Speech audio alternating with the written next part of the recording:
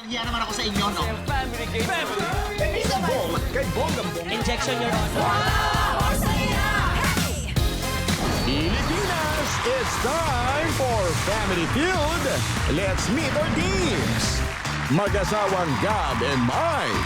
Kasama ang pamilyang Pangilinan Salamon.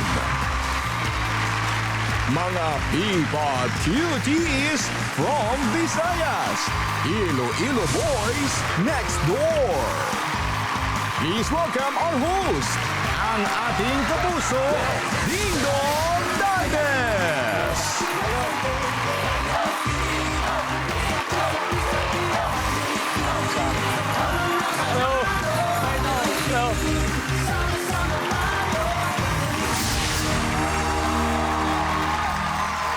Magandang hapon, Pilipinas! Sa mga kababayan po natin sa Siargao, sa Boracay, sa Baguio City, sa Panglao, sa Bohol, El Nido, naku, mga taga Palawan at Mactan, Cebu, mainit na pagbati po sa inyong lahat. Isang summer saya at summer tawang episode ang hatid namin ngayong hapon dito po sa pinakamasayang family game show sa buong mundo, ang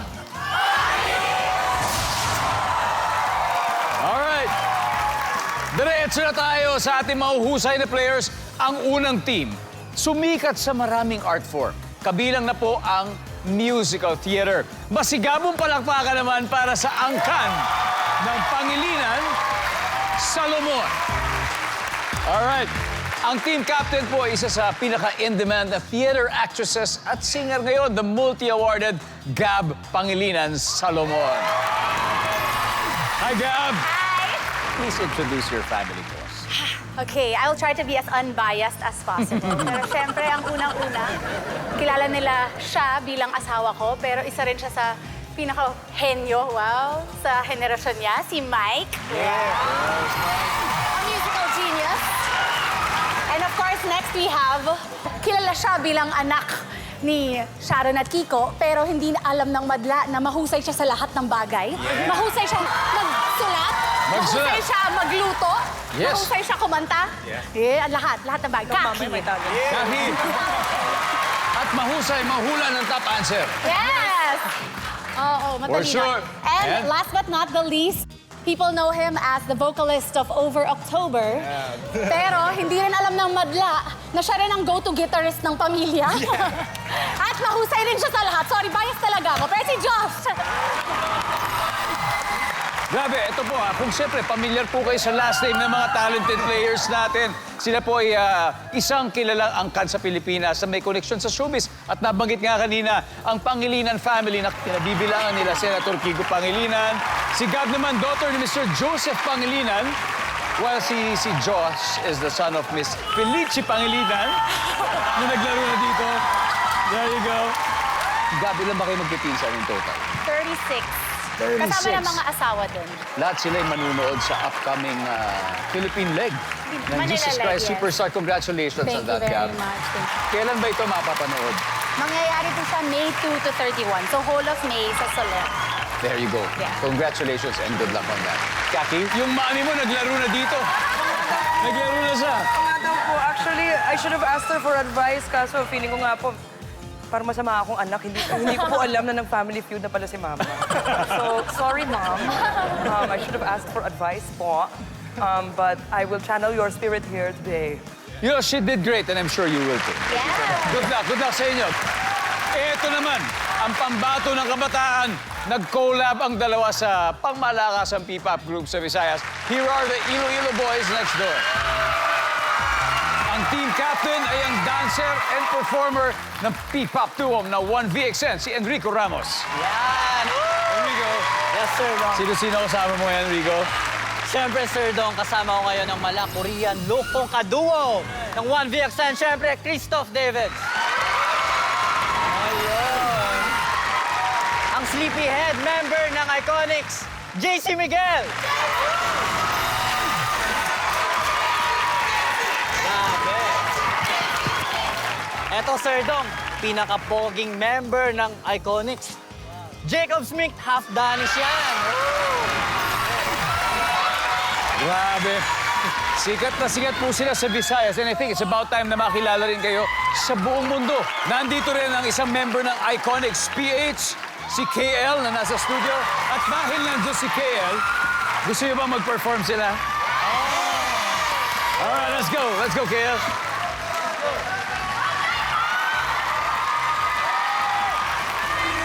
One Vision and Iconics PH.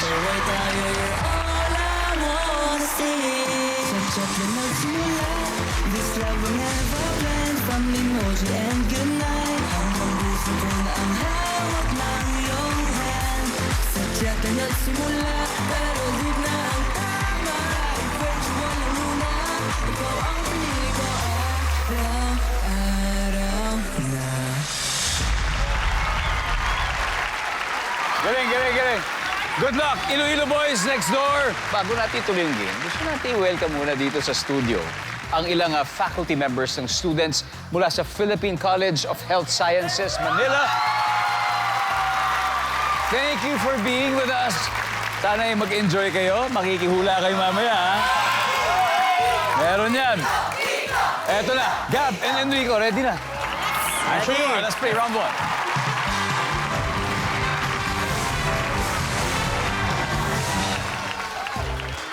Good luck. Kamay sa mesa. Top 6 answers are on the board. Dahil lasing si Cupido, hindi sa puso tumama ang kanyang pana kung hindi sa black. Sa ulo! Ikaw ba, tinamaan ka na ba ni Cupido, di ba? Di pa eh. Ah, ganun. Pero meron kang gustong patama kay Cupido. Gusto sana, Sir Dong. Ah, ganun. Oh, ganun. Huwag lang sa ulo, ha? Huwag lang sa ulo. Nandiyan ba ang ulo? Pass or play? Play yan, Sir Dong! Gab, balik muna tayo. Let's go, let's go. Christoph, dahil lasing si Cupido, hindi sa puso tumama ang araw, ang pana, kundi sa Sa paa, Kuya Dong. paa. Nandiyan ba ang paa? JC, dahil lasing si Cupido, hindi sa puso tumama yung pana, kundi sa Likod! likod. Yes! Nandiyan ba ang likod? Okay, Jacob, dahil lasing si Cupido, hindi sa puso tumama, kung hindi sa Chad. sa tiyan. Chad! Siyempre! Nandiyan ba ang tiyan? Enrico, dahil lasing si Cupido, hindi sa puso tumama ang pana, kundi sa Sa leeg! Mababa lang ang konti. Nandiyan ba ang leeg? Wala. Christoph, ano pa kaya? Pwede ba yung ano, Kuya Dong? Sa puwet? Aba, ewan ko sa'yo. Bakit? Nasa sa'yo yun. Pwede ba? Puwet, sa puwet. Pwede? Oo, pwede. Oh, sabi mo eh. Pwede. Pwede, Christoph. JC, dahil lasing si Cupido, hindi sa puso tumama ang kanyang pana, kung hindi sa Sa bunga nga, para hindi na siya uminom. siya nga yung lasing eh. Survey says? Wala. Handa na kayo, Salomon Pangilinan. Jacob, Sa tagiliran! Tagiliran. Tagiliran. Tagiliran! Wala. Okay, Joshua. Dahil sa lasing si Cupido, hindi sa puso tumama ang kanyang pana kung hindi sa black. Sa balikat. Balikat, Kaki. Kanta na ba yung mata sa ulo? Pwede. Pwede ba? Mata. Mata tayo, Mike. Sa solar plexus. Solar. Specific. Oh, di ba? Specific. Gab, dahil lasing si Cupido, hindi sa puso tumama yung kanyang pana kung hindi sa Sa balikat.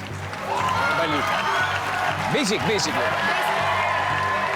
Sabi ni Gab, sa balikat. Nandiyan ba yan?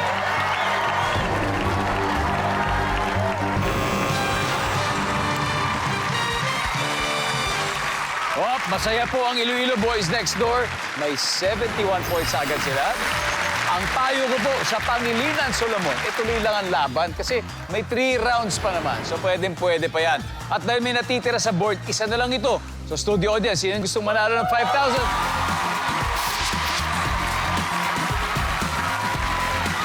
Dito tayo! Okay, what's your name? Angelica po. Angelica, okay. Dahil lasing si Cupido, hindi sa puso tumama ang kanyang pana kung hindi sa... Maling tao po. Maling tao? May ganun? Maling tao daw, survey?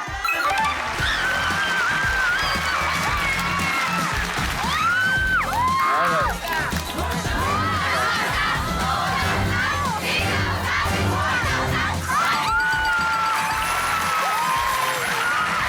At syempre dahil ito ay ating umpisa ng summer special, para sa'yo rin to.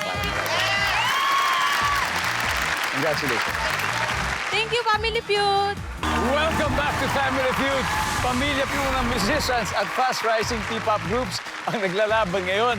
Leading ang Iloilo Boys Next Door with 71 points. Ang Pangilinan Salomon, wala pang puntos. Kaya ito na, magtatapat na sina Mike and Christoph for round 2. Let's go!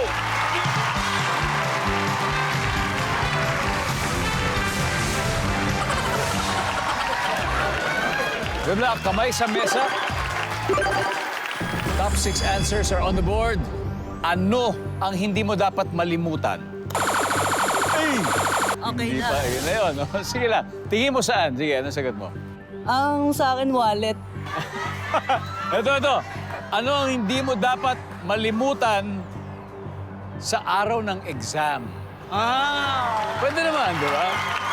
Survey says, Mike, hindi dapat makalimutan sa araw ng exam.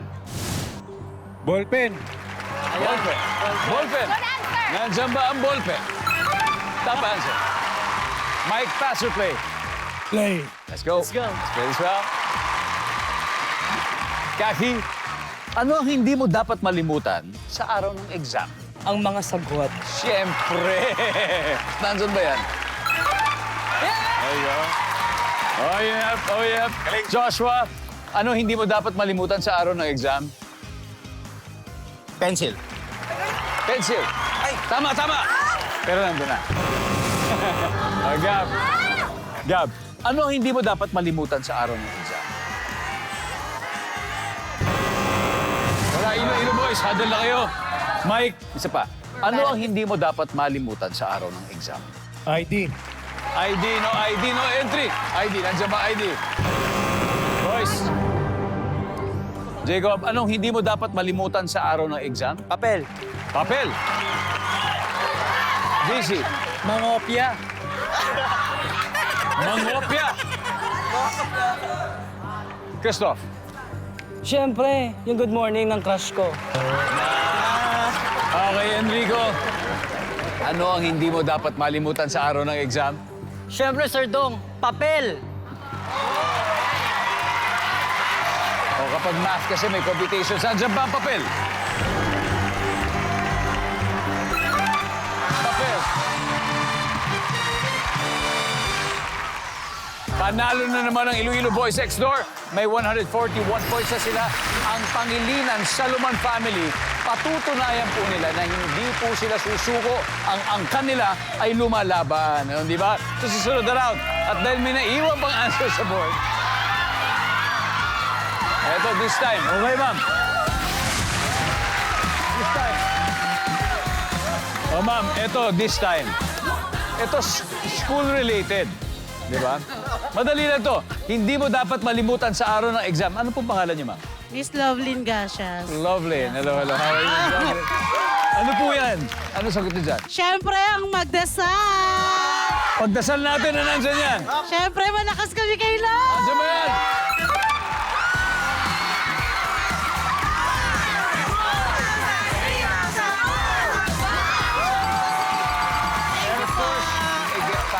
Thank you so much! Happy anniversary, Family Feud! Thank you po! All right, we got two more. Number 6. Gumising ng maaga and finally number 2. Siyempre kailangan mag-review. Welcome back. You're still tuned in to Family Feud. Leading ang Iloilo Boys Next Door na 141 points. Leading po sila. Ang Pangilinan Salomon, hahabol na daw dito sa mga susunod na round. Up next, siya po ang Youth Committee Head ng Senate Spouses Foundation na si Kaki at ang member ng Iconic Experience si JC for round 3. Come on!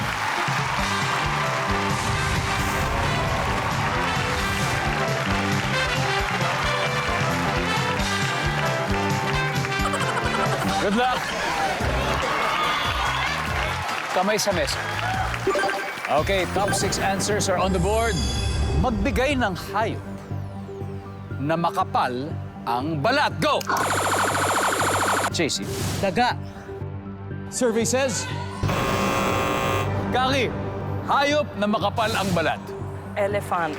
Elepante. Diba? Nandyan ba ang elepante? Yes. Kaki, pass or play? Play po. Play? Sorry, na-excite. Alright, let's go, Kaki. Joshua, magbigay ng hayop na makapal ang balat. Kalabaw. Kalabaw. Diba? Pilipino, kalabaw. Top answer. Gab, magbigay ng hayop na makapal ang balat. Butiki. Butigi. Parang mas makapal naman sa taga yun, di ba? Kahit paano. Butigi. Wala ka ng butigi. Mike, magbigay ng hayop na makapal ang balat. Buhaya. Yan. Hindi lang makapal ang balat, makapal din ang mukha. Ang buhaya. Nandiyan ba ang buhaya? Kaki, magbigay ng hayop na makapal ang balat. It's okay. Oh, Iloilo Boys, huddle na kayo. Josh, hayop na makapal ang balat, we got one more chance before they steal. Yung kaibigan kong traidor. Tao to, tao. Tao. O kaibigan. Wala. Boys, Jacob, magbigay ng hayop na makapal ang mukha. Ay, balat. Hippopotamus. Hindi ba hippopotamus? Hippopotamus. Ha? Hippopotamus. Hippopopopot. Ano ba talaga? Hippopopopopo. JC. Toko. Tuko? Toko. Yan, tuko isang reptile. Christoph, sa hayop na makapal ang balat. Feel ko Kuya Dong, ahas. Ahas. Okay, Enrico, isang tamang sagot lang ang kailangan natin. Magbigay ng hayop na makapal ang balat.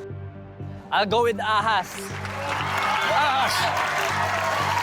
Pag tama sila, lalong lalaki ang lamang. Pero kung mali, makakascore na finally ang Salomon. Pangilinan, nandyan ba ang ahas?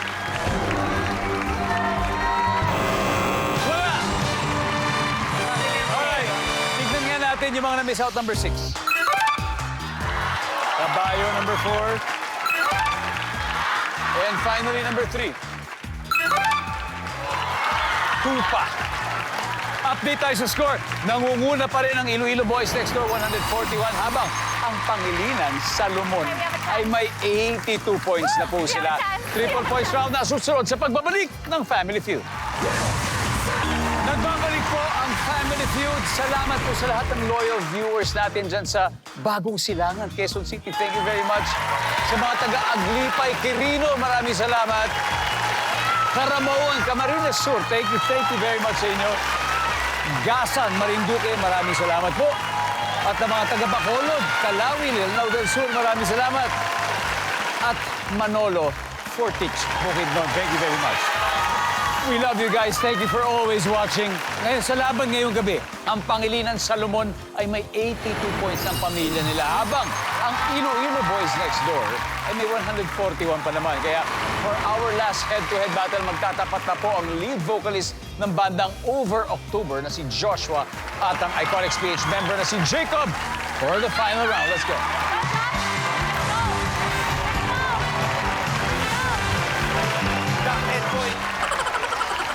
Oh, yeah. Good luck. Triple points. Kamay sa mesa. Top 4 answers are on the board. Nag-time travel ka, pabalik sa panahon ng mga Kastila. Ano kaya ang hawak ng mga katipunero? Josh. Baril. Baril. Nandyan ba ang baril? Jacob, nag-time travel ka pabalik sa panahon ng mga Kastila. Ano kaya hawak ng mga katipunero? Libro. Nandiyan ba yung libro? Wala. Eto, may chance kayo. Joshua, pass or play? Final round. Play. Play, let's go. Let's go do it. Let's go do it. Final gab.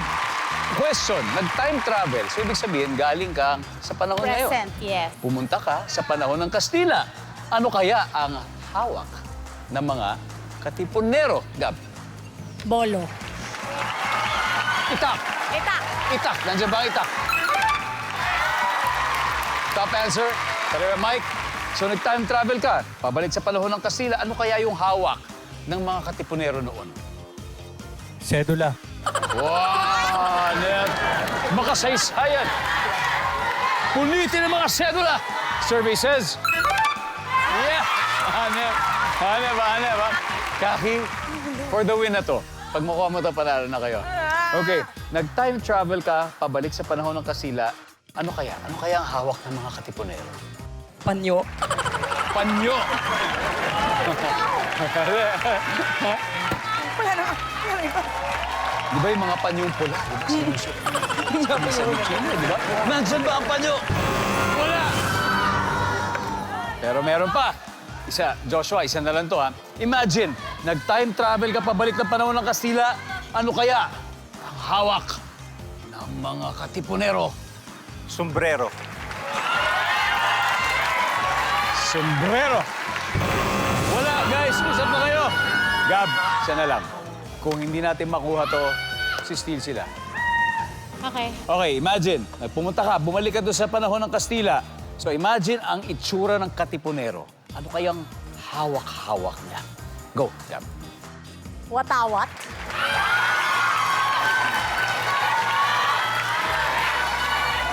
Ang sabi ni Gab ay watawat. Ang sabi ng survey ay...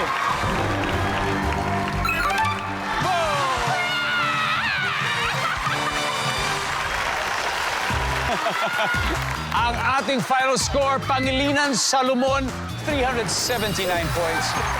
Iloilo Boys Next Door, 141. Guys, thank you very much. Next time ulit. Next time, JC, Christoph, Amigo. Mag-uwi pa rin kayo ng 50,000 pesos, okay? Congrats. Good job. Great job. And guys, may 100,000 na kayo. Pasok na. Gab, sino ang maglalaro sa Fast Money Round, the final round? Ha? First timer, si Mike at si Kaki. Okay. It's gonna be Mike and Kaki. And welcome. Ito na po, ang best part ng Family Feud. Dahil kanina, nanalo ng 100,000 pesos ang Pangilinan sa Lumon. At gusto nila makapag-win ng total cash prize of 200,000 pesos. And Kaki, mandatory, talagang automatic. May 20,000 sa mapipili niyong charitable institution. Anong napili niyo, Kaki? Angat Buhay Foundation. Angat Buhay Foundation. There you go. Maraming salamat sa inyo. Okay, habang si Mike ay nandoon, umpisahan na natin ito. Give me 20 seconds on the clock. Kung nagsisip-sip ka sa iyong teacher, sasabihin mo sa kanya, Ma'am, ang bango po ng hininga niyo. Amoy blank. Bulaklak. Bulaklak. Popular na ibon sa Pilipinas. Agila. Noong Pasko, magkano ang nagastos mo sa mga inaanak mo? 10,000. Karaniwang hawak ng mga taong kasali sa Santa Cruzan. Cruz. Ano ang pangsukat sa height ng tao? Meter stick. Let's go, Kaki. So, sasabihin mo sa teacher mo, kung musisip-sip ka sa kanya, Ma'am, ang bango po ng hininga niyo, amoy bulaklak. Ang sabi ng survey ay... Good start. Popular na ibon sa Pilipinas, sabi mo ay agila. Ang sabi ng survey. Wow! Noong Pasko, magkano nagastos mo sa mga inaanak mo? 10K. 10,000. Nandyan ba ang 10K? Mano po, Ninang? Karaniwang hawak ng mga taong kasali sa Santa Cruzan Cruz. Ang sabi ng survey. Okay. Ano ang pansukat sa height ng tao? Sabi mo yung meter stick. Ang sabi ng survey. Nice one. Great. 75 to go. Ang galing. Kaki, ang galing. Okay, tawagin na natin si Mike. Mike, pari Mike. Eto na, good news. Dahil si Kaki ay nakakuha ng 125. 75 na lang ang kailangan na natin. Okay, konti na lang. Mahilig ako 75. 75 lang ako sa school. Ayun. So, ibig sabihin, saktong-sakto, parang pasang-awa, makukuha nyo na ang graduation sa araw na ito. At this point, makikita na po ang mga tao ang sagot ni Kaki. Okay? Give me 25 seconds on the clock. Good luck, Mike. Okay. Eto, sakto. Parang pang-school din tong question na to. Kung nagsisip-sip ka sa iyong teacher, sasabihin mo sa kanya, Ma'am, ang bango po ng hininga ninyo. Amoy blank. Go. Rosas. Bukod sa bulaklak. Mentol. Popular na ibon sa Pilipinas. Agila. Bukod sa agila. Maya.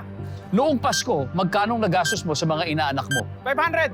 Karaniwang hawak ng mga taong kasali sa Santa Cruzan. Bata. Ano ang pansukat sa height ng tao? Pansukat sa height ng tao. Tape measure. Let's go, Mike! 75 lang. Okay na to. Kung magsisip-sip sa teacher, sasabihin mo, Ma'am, ang bango ng hininga yung amoy menthol. Ang sabi ng survey natin? Okay? Top answer ay prutas. Amoy prutas. Popular na ibon sa Pilipinas, sabi mo ay maya. Ang sabi ng survey? Top answer, eagle. Eagle ang top answer, pero mataas na rin to. Noong Pasko, magkano nagastos mo sa mga inaanak mo? 500. Ang sabi ng survey ay... Okay? Ang top answer ay 1,000 pesos. Okay. Oh my God. Grabe. Karaniwang hawak ng mga taong kasali sa Santa Cruzan, sabi mo ay mga bata. Ang sabi ng survey ay... Ang top answer, bulaklak. Bulaklak pa rin. 26 to go, Mike. Ano ang pansukat sa height ng tao? Sabi mo ay tape measure. 26 to go. Ang sabi ng survey sa tape measure ay...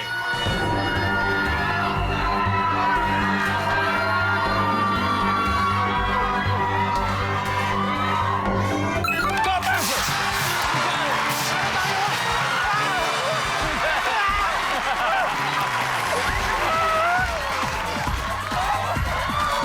Revenge!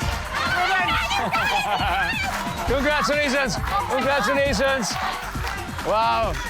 Kagi Joshua, Pangilinan Salomon, you have won a total of 200,000 pesos. Wow!